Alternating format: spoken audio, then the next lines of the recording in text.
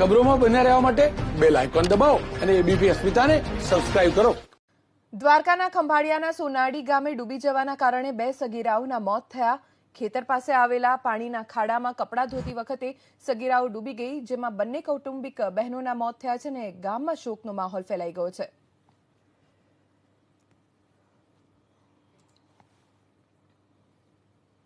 તો દ્વારકાના ખંભાળિયાના સોનાડી ગામે આ ઘટના બની। કૌટુંબિક બહેનોના મોતના કારણે પરિવારજનો અને ગામમાં શોકનો માહોલ ફેલાઈ ગયો છે।